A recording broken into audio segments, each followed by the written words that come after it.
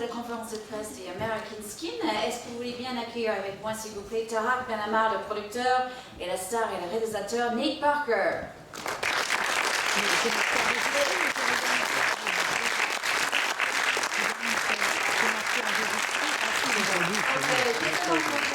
Juste pour vous signaler que le film a eu un prix à Venice, au Festival de Venise. C'était le prix de la section sconfili du critique italien.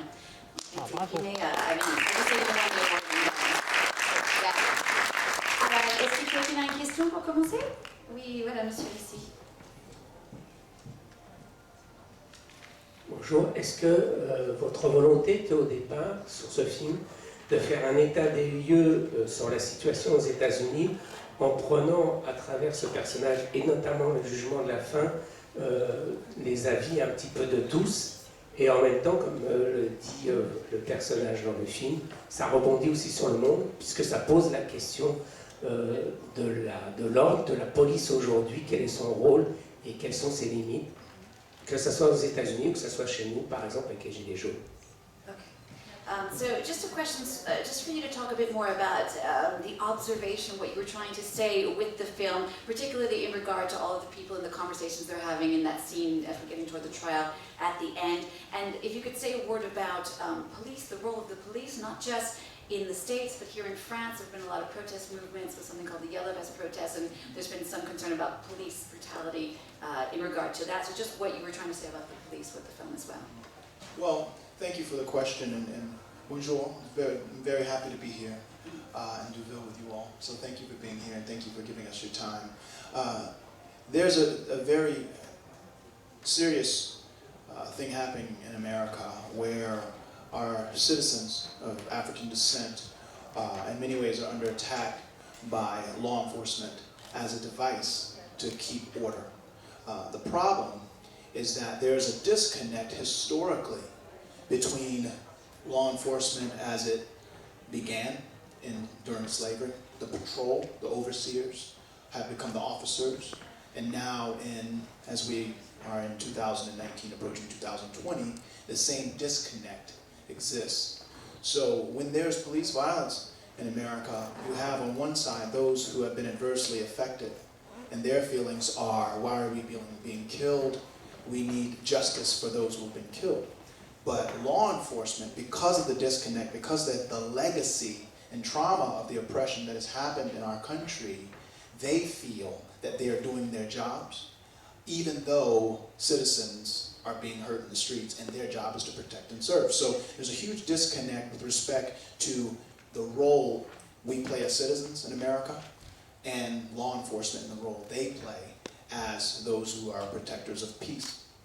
So what I wanted to say with the film was the only way for us to get past this massive divide between these two groups is through conversation, through human engagement, through a real confrontation and understanding of perspective.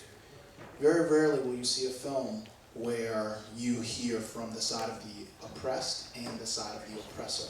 But I think that is the first step toward rebuilding the relationship and addressing the trauma so we can heal from that trauma, really reconciliation. So with this film, I want to put them both in the same room. My goal with this film is simple. I just want to save lives. That's it. If this film, between now and eternity, makes one police officer hesitate because he feels this life could be saved, then it will be the most important thing I've ever done. So that was my goal. My goal was very simple, to humanize people on both sides, to address the divide in a way where no one could leave, and out of it have a conversation that promotes healing and reconciliation. Now, to your second question about law enforcement, I think it's important to recognize that globally we are dealing with issues of implicit bias, where because of what our fears, our divisions, the encroachment upon our comfort, we find ourselves in situations where we are ostracizing human beings and not recognizing their human dignity because of the political climate, because of things that we think we know about these people who are not like us. And I'm speaking about immigration. I'm speaking about all of these things. I'm not trying to create all the solutions, But what I am trying to do is bring us all to the table globally. Because my problem in America, our problem in America, is your problem in France. Your problem in France is our problem in America. We have to think outside of the box to deal with this issue, or we won't improve, and then we will hand down to our children and our children's children problems that have festered and gotten worse. Voilà, donc je vais... That's okay, je vais être succinct. Donc voilà, déjà il me dit, Nate, il est tellement heureux d'être ici avec nous. Il dit, ce qui se passe aux États-Unis actuellement est un problème très très grave où les policiers, en fait, ils s'en servent de leur pouvoir et de violence pour garder l'ordre aux États-Unis. Et pour lui, c'est tout l'héritage de l'histoire de l'esclavage aux États-Unis. À l'époque, quand il y avait des esclaves, il y avait des personnes qui géraient les esclaves. Et encore dans la conscience des Blancs aux États-Unis et des Noirs, il y a encore cette idée de nous, on doit contrôler les Noirs. Et c'est ce qui se passe. Et c'est pour ça qu'il y a de plus en plus de Noirs qui sont tués aux États-Unis. Donc Nate, il nous dit, en fait, ce qu'il essaie de faire, c'est de faire un film où on peut... La seule façon de trouver une solution à ces deux côtés, c'est de vraiment avoir une conversation et de voir la perspective des uns et des autres. Parce que c'est rare dans un film d'entendre les deux côtés. D'habitude, on entend que les côtés opprimés ou que le côté des policiers, par exemple. Et lui, ce qu'il voulait faire, la première étape pour lui, pour aller plus loin que ce drame, c'est de justement mettre tout le monde dans la même pièce et qu'on écoute chacun son avis et pourquoi ils sont là. Et il dit, si avec ce film, il y a au moins un policier dans le monde, en fait aux États-Unis, qui a un petit moment d'hésitation à ne pas tirer sur le jeune homme black, pour lui, ça sera la chose la plus importante qu'il a pu faire en tant que cinéaste. Donc il veut vraiment que ça devienne, que les êtres humains restent des êtres humains. Et puis ensuite, pour revenir sur la question sur la police, il dit en fait le gros problème, c'est partout dans le monde pareil, c'est que nous on a notre héritage de ce qu'on pense déjà, ce qu'on nous dit, ce qu'il faut penser de l'autre. Et de là, ça vient de la peur. Et il dit encore une fois, le problème en France est le même problème qu'aux États-Unis. Et il faut vraiment, et ça peut être l'immigration ou autre, mais le vrai problème, c'est qu'il faut qu'on discute avec les uns et les autres, sinon on ne va jamais avancer. Pardon. Oui, allez, t'as.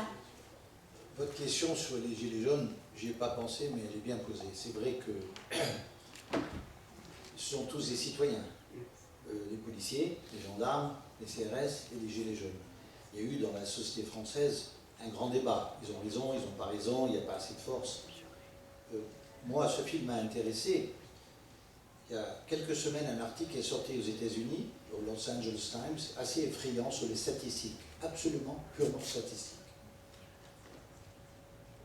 Un jeune noir sur 1000 va mourir d'armes à feu de la police, comparé à 4 jeunes blancs sur 1000. C'est-à-dire qu'un stade de football de 50 000 personnes, il va y avoir 50 jeunes hommes qui vont être tués par les policiers. Ça, ce sont des faits.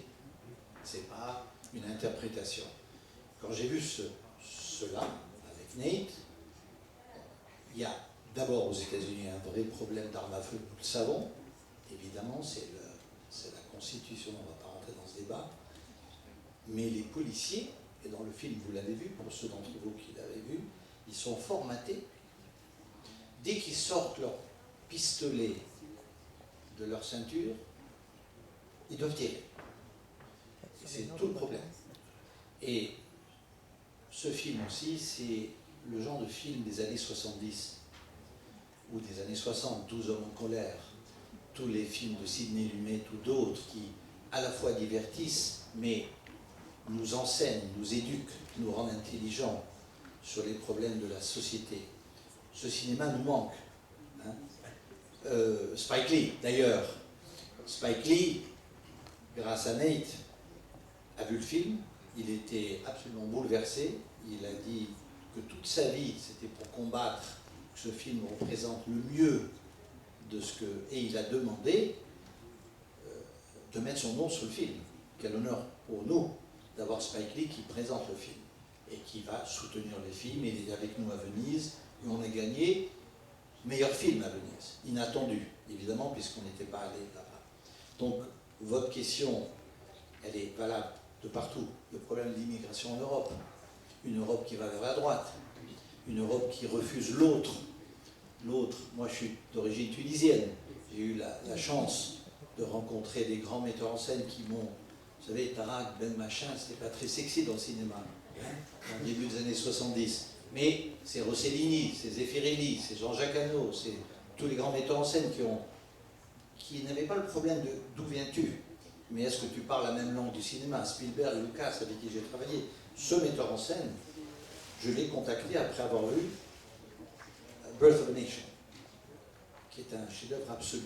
La première révolte vraie, violente, noire, qui a été évidemment... Et je lui ai dit, écoute, tu es un grand réalisateur, j'aimerais travailler avec toi. Et c'est comme ça que ce film est né. Ok, une autre question? Ah oui. Your movie is very powerful, and I think it is also very good because it doesn't point the finger at bad guys, but at the system. There's this, the policemen are giving tools, racial profiling is there too. But there's another thing that is in the movie, but maybe not so conscious. There's a very, in America, even if you're white, you're confronted with police, they're very aggressive. It's more, I'm not saying there's not in Europe, but it's a different approach. They're aggressive on the first time, and I always think then, if it's happened to me, how would it be if you're black and you have to do that every time, every day? So I probably think you wanted to get that in the movie. And so, do you have a precise question? Yeah, whether that was something you wanted to stress also, that is not only it's also the culture of, like the producer said, of when you get out the gun, it's also linked with the gun culture and having solve your problems with aggression, with violence, with stand. Voilà, la question c'est un peu aux États-Unis, bien sûr, on a une grande culture des armes, et la question un peu en quelque sorte, c'est est-ce que aussi l'agression des polices vient de cette culture des armes en quelque sorte? Yeah, so it's interesting because the job in the course description, the job description of law enforcement officer is to protect and serve. Yet, when they're trained to eliminate threats, not to de-escalate a threat, but to eliminate it. And what I wanted to show is protocol and training, because I think in showing training that is problematic, and showing protocols that are problematic, then we can get to humanizing quicker, because we realize these aren't just bad people wanting to wake up and kill citizens, because I do not think that the majority of law enforcement officials wake up and do that. However, they're programmed to do something very specific. And if your job is to find threats and eliminate them, but people of African descent or brown people you believe are more predisposed to crime, then you will inevitably have the prison industrial complex, which is another issue that needs to be addressed with respect to how many black people came to America 400 years ago last month to Port Comfort in Jamestown, and now 400 years later you look at Angola prison, and in a country where we make up 12% of the population, we're 75% of those incarcerated. These are problems, and to be honest, we need your help. These are global issues. These are human rights issues. So when you talk about the aggression, it's the same type of aggression someone uses in war to eliminate a threat.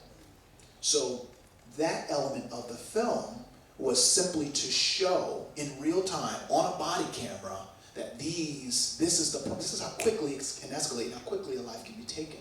And these aren't just my feelings. I interviewed dozens of police officers of all colors, of all ages. And what I found was a consistency in their approach to the work. And that is why you find people being killed by law enforcement, not just white, but all of different colors. And I think that's something that can be made applicable to the relationship in other countries with law enforcement. What is the protocol? What is the training? If you can identify the training, then you can capture the data. If you can capture the data, you can change the behaviors. You can change the behaviors, you can save lives. And if a film can do that, then we win. I'm not a surgeon. There are people every day that do more important things than me. I'm just a filmmaker. But as Nina Simone said, the artist's job is to reflect the times. If I can reflect the times and something can shift, then maybe we don't have to deal with that type of aggression because there's a shift in the training. You know, one of the things that we just did last week in New York is we screened the film for police trainers. And in that, and not for anyone but the trainers. So it wasn't a public forum. We had, you know, something maybe like 30 police trainers that are responsible for training law enforcement in New York came, watched the film, and then they sat and had a talk back on what they could use in the film to teach to their police officers. That's a win. That supersedes the arts and now translates into real life. Thank you. I hope I answered your question. Ok. Voilà, donc Nate, il nous rappelle qu'en fait, pour les policiers américains, en fait, ce qu'il dit dans la description, c'est qu'un policier, il doit protéger et il doit servir. Et pourtant, ils sont un peu entraînés pour éliminer une menace. Ça ne veut pas dire quand ils sont dans une situation de difficulté, il faut qu'ils déescalent, en fait, qu'ils réduisent la tension. Non, en fait, il faut qu'ils éliminent la menace. Donc, c'est pas que les flics sont des mauvaises personnes qui se réveillent le matin en disant « moi, je veux tuer quelqu'un aujourd'hui », c'est pas du tout ça. Ils sont programmés par leur boulot. Et puis, Nate, il nous rappelle que ça fait 400 ans qu'on a eu les premiers esclaves aux États-Unis, ce mois-ci. Et en fait, ce qu'on trouve, c'est aujourd'hui dans les prisons américaines, les Africains-Américains, ils représentent 12% de la population et encore, il y a 75% de la population dans les prisons qui sont des Noirs. Donc, il y a un vrai souci. C'est vraiment pour lui un problème de droits de l'homme. Et donc, il dit, ce qu'il voulait montrer, en fait, dans son film, c'est pour ça qu'il a toutes les images des body cam. On voit comment ça peut aller tellement vite. Et lui, il nous dit qu'il a parlé aux douzaines des policiers et des officiers de toutes couleurs, de tout âge. Et la chose qui est revenue encore et encore et encore, c'est que les policiers ont dit, c'est comme ça qu'on est entraîné, c'est ce qu'on nous apprend quand on devient policier. Donc, Nate, il dit, lui, son souhait, c'est de pouvoir changer la façon dont on entraîne des policiers, ça sera très important. Et si son film peut faire ça, alors il a gagné. Il dit une citation de Nina Simone qui a dit le boulot d'un artiste, c'est d'être un reflet de nos jours actuels. Donc lui, il essaie de faire ça. Et son film a été diffusé pour les personnes qui entraînent des policiers à New York. Donc ils ont montré le film aux 30 entraîneurs des flics. Et ils ont fait toute une journée où après ils ont discuté et les entraîneurs, ils ont essayé d'avoir une discussion, de voir ce qu'ils pouvaient prendre du film pour justement donner aux policiers à New York pour qu'ils puissent être entraînés d'une manière qui est plus gentille en fait, pour la manque de notre mot.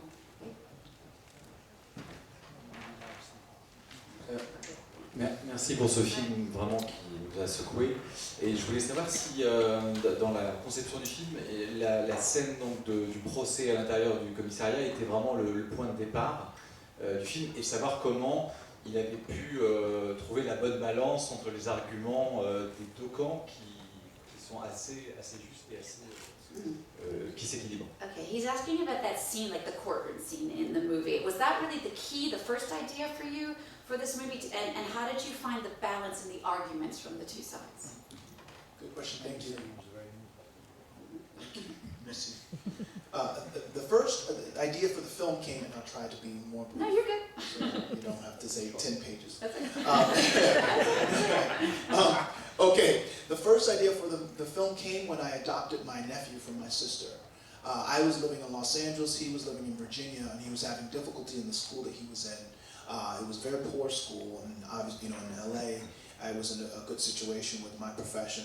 So I asked my sister if I could take him, and I only have daughters, I have 5 daughters. And so I asked my wife if we could bring him into our home. She said yes. And I brought him into our home, and I was so happy that I finally had a son. But immediately I realized the danger he was in. It was the same year that Michael Brown died at the hands of the law enforcement. I can go through a dozen that died over the next year. But immediately I felt, now I brought this person from a situation where now he's doing better economically, but now when he rides his bike to school, he's in danger every day. And he asked me, you know, Uncle Nate, what do I do if I'm stopped by the police on my bike? And he's a tall, beautiful black man, darker than me, the nicest kid you've ever seen. And I said, well, if you get stopped by the police, call me. But then I stopped him and said, well, don't call me because don't reach for your phone, because you reach for your phone, they may think you're aggressive. So I said, okay, well, slow the bike down and slowly raise your hand, slowly, make eye contact with him so he can see your humanity, he can see that you're not trying to hurt him, say your name, where you go to school. And I realized very quickly that I was traumatizing him. And I was devastated. I said, here I am in a situation where I think I've attained a certain level of success, and my son isn't safe walking in the street. That was the first idea that I need to do something with my art that addresses this. I told my nephew, I don't have all the answers, but I'm going to create something.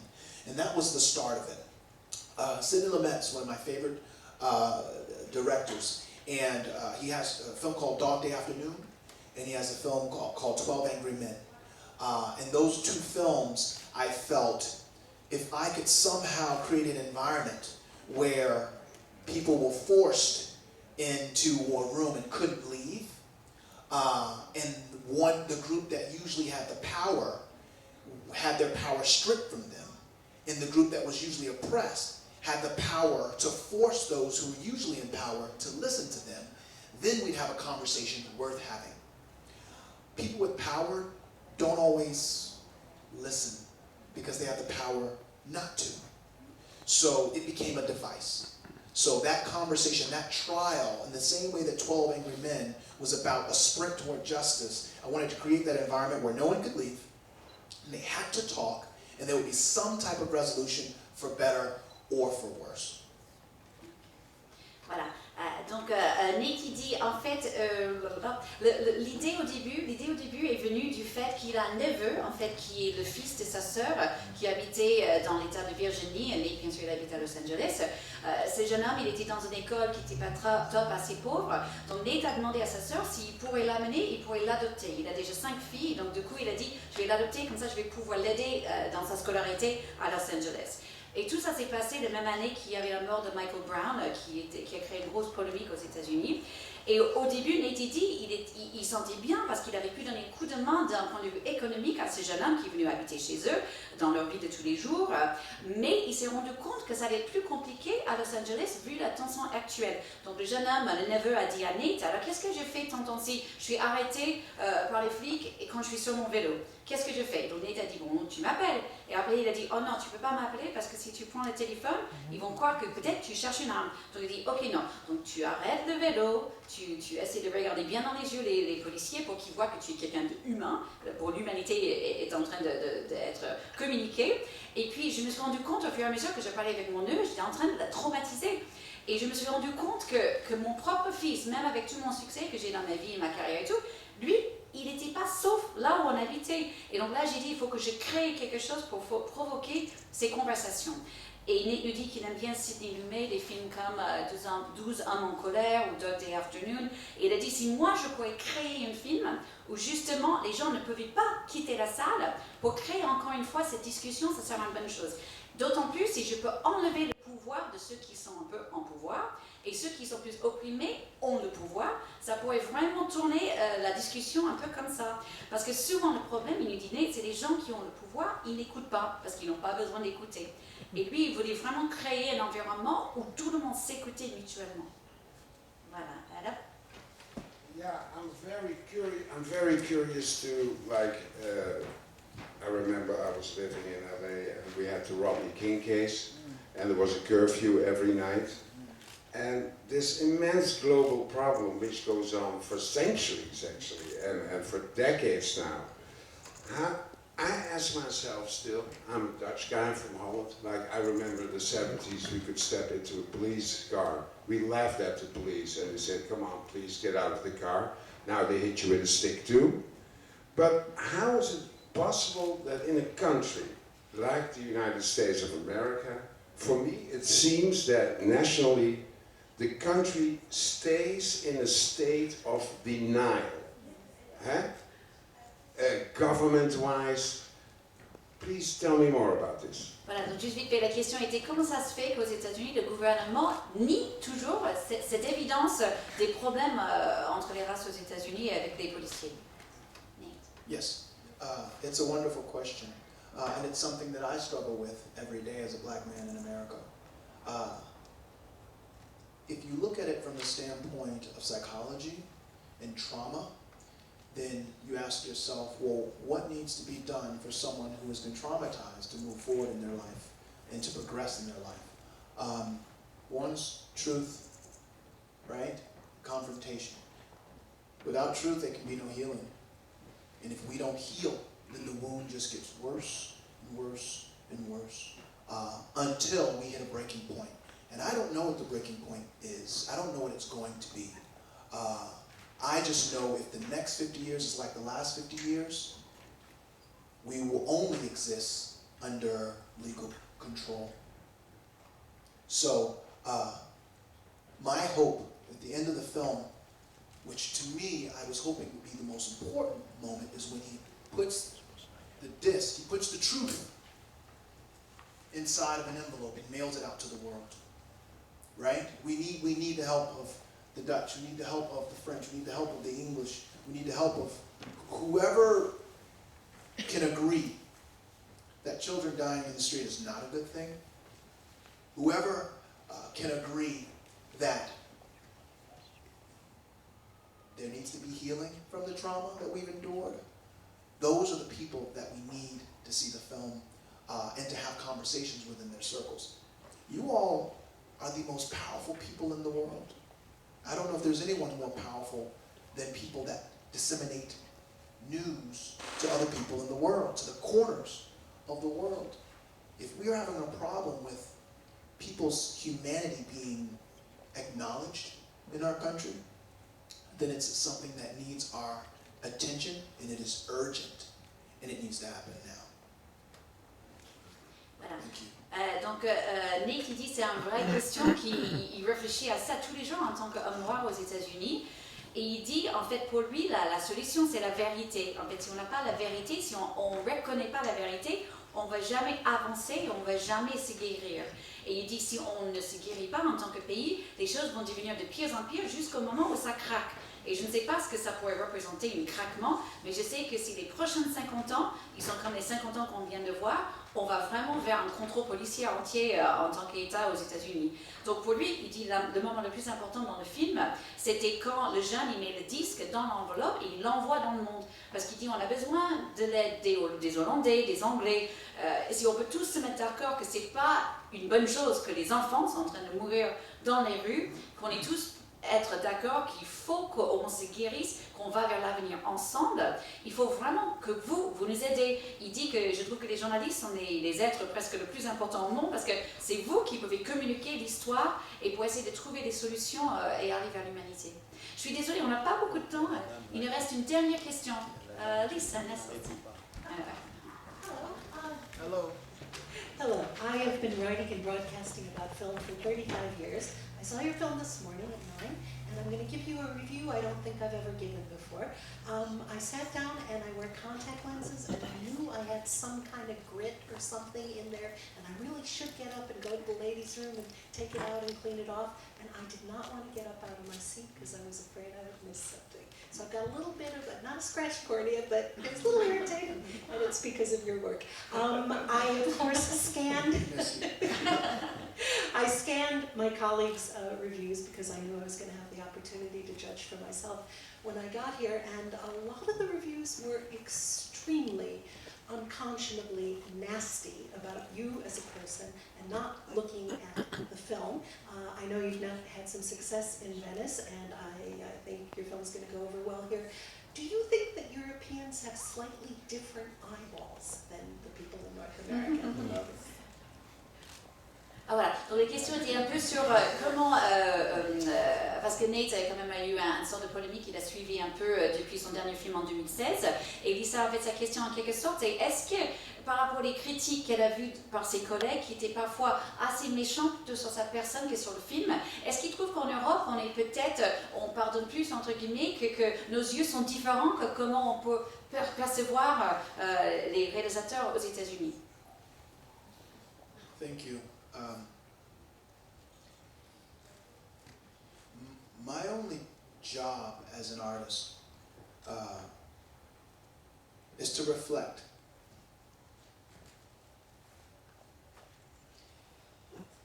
Sometimes that reflection isn't an image that people want to see.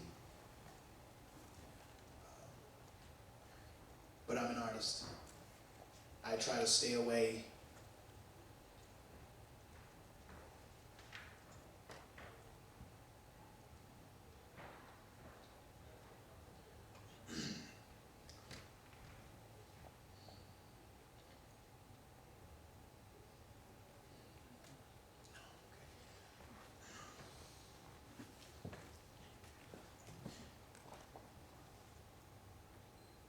I'm not here to make a headline. I have 5 daughters, and if I'm really blessed, they will marry 5 great men or whatever, and they'll have children. Inevitably, they'll have boys, and they will look like me. If they are no more safe in their time, then I am in this time. I've failed as a human being, I failed as a father, and I failed as an artist. I don't want to get involved in anything that takes away from the urgency of that. With Birth of a Nation, I wanted to remind my daughters, and my nephew, and my cousins, and everyone that looked like me, what they should and should not tolerate from a country that has guaranteed them freedom.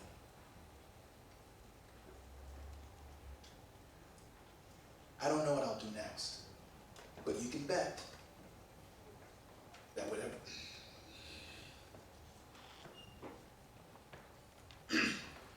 with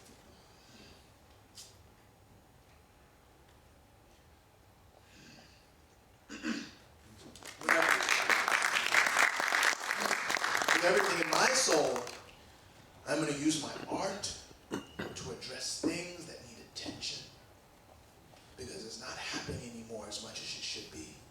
I don't care what they say about me, what they think about me. I don't care. I'm going to make art for our children's children. That's what I'm going to continue to do, and I hope that answers your question. I'm sorry.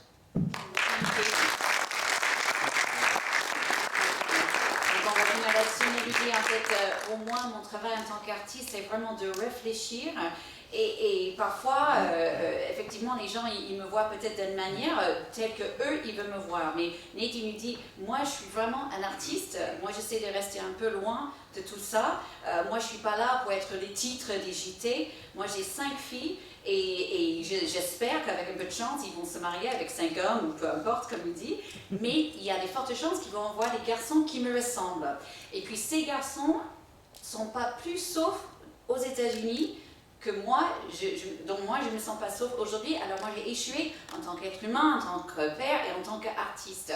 Moi, quand j'ai fait A Birth of a Nation, je voulais absolument rappeler à mes filles, mais aussi mes neveux, mes cousins, ce qu'ils devraient ou ne devraient pas tolérer du gouvernement américain qui leur a donné la liberté. Ensuite, Nick dit, je ne sais pas du tout ce que je vais faire après cela, mais je sais au fond de mon âme que moi, je dois utiliser mon art pour adresser ces problèmes et je m'en fiche de ce qu'on dit de moi. Moi, je fais là pour mes enfants et pour les enfants de mes enfants pour qu'on essaie de rendre le monde un meilleur endroit. Il faut qu'on arrête là. Un commentaire. Vous comprenez quel bonheur pour un producteur de travailler avec un monsieur comme ça. D'abord, pour répondre à votre question, c'est le producteur qui parle, hein, c'est pas le metteur en scène. Donc, je suis absolument convaincu que s'il n'était pas noir et que c'était un blanc qui avait fait ce même film, vous n'aurez pas les mêmes critiques. Et je suis convaincu parce que j'ai vécu aux États-Unis, j'ai travaillé avec des grands metteurs en scène.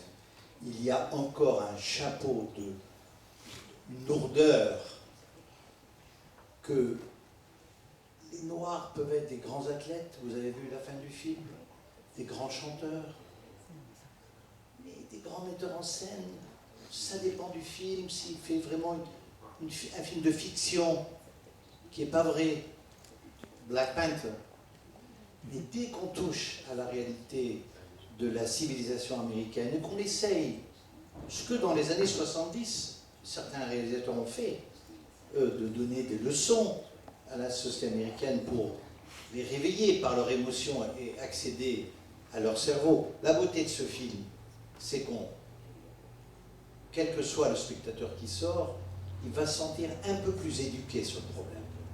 On n'a pas la réponse, mais à travers le cœur, on adresse la tête. C'est ça les grands films. Hein. C'est les films, après les budgets, les stars, tout ça, c'est du folklore. Ce qui compte, c'est l'émotion. Et là, vous avez en 90 minutes un problème qui se pose tous les jours. Et mon rôle de producteur, c'est également d'aider dans la société, de faire évoluer. Et c'est vrai que la question sur les gilets jaunes, la question sur les policiers, la question sur la loi, qui a raison, qui a tort? Ils ont tous raison, ils ont tous tort, mais sans le dialogue, il n'y a plus d'humanité. Et nous, nous le vivons actuellement en Europe avec les régimes d'extrême droite, non? Avec nos émigrés, nos frères africains qui meurent pour venir en Europe. C'est effrayant. Qui n'a pas été bouleversé par ce jeune bébé sur la plage en Turquie, qui est mort parce que son père s'est noyé? Donc, on n'a pas de leçon à donner aux Américains, loin d'entre nous, ou à nous, mais ensemble, à travers les cinéastes, les écrivains. Et dans son cas, à lui, il a plein de choses à faire, et on les fera ensemble, évidemment, parce que ce film est bouleversant et sublime, et on vous remercie de votre attention.